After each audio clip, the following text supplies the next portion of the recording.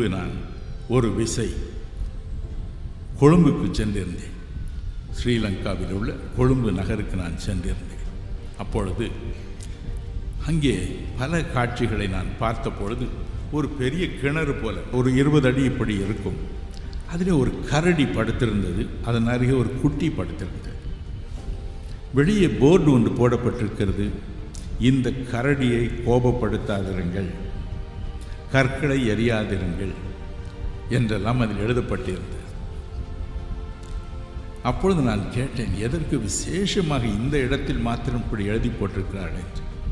அப்பொழுது என்னை கூட்டிக் கொண்டு போனவர் சொன்னார், பிரதர், கொஞ்ச நாளைக்கு முன்ன சில பொடியர்கள் கற்களை கொண்டு போய் அந்த குட்டியின் மீது எறிந்தார்கள்.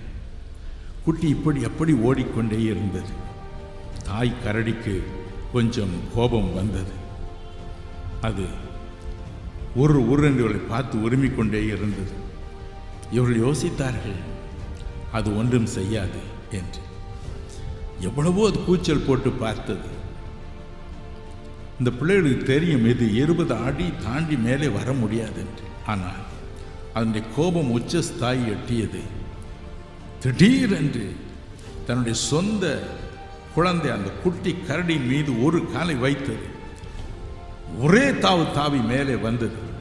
அவர்களை ஓட ஓட விரட்டி அத்தனை பேரையும் கிழித்து எறிந்தது. கோபம் தணிந்தது. மறுபடியும் போய் அந்த கிணற்றுக்குள் குதித்து தன்னுடைய குட்டியோடு படுத்து கொண்டது. இதனால் தான் இந்த இடத்தில் இப்படி எழுதி வைத்திருக்கிறார்கள் என்று என் நண்பர் சொன்னார். என் அன்பிற்குரியவர்களே, தேவாதி தேவனும் அப்படித்தான். அவர் ஒரு சமயம் வரை அழுது கொண்டே இருப்பார், அதன் பிறகு இறங்குவார். அவர் இறங்கினார், அந்த மக்களை விடுதலை செய்தார். அற்புதங்கள் மேல் அற்புதங்களை செய்து ஒடுக்குகிறவனுடைய கையில் இருந்து அவர்களை விடுவித்தார். நமக்கு தெரிந்த ஒரு பழைய பாடலை பாடுவோமா? இஸ்ரவேலுக்கு வாக்குப்படி இன்ப கானான் அழிக்கவில்லையோ, இஸ்ரவேலுக்கு வாக்குப்படி இன்ப கானான் அழிக்கவில்லையோ,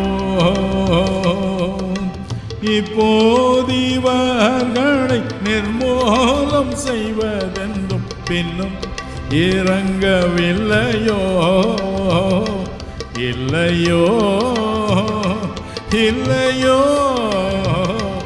இல்லையோ, மனசாபம் கொள்ள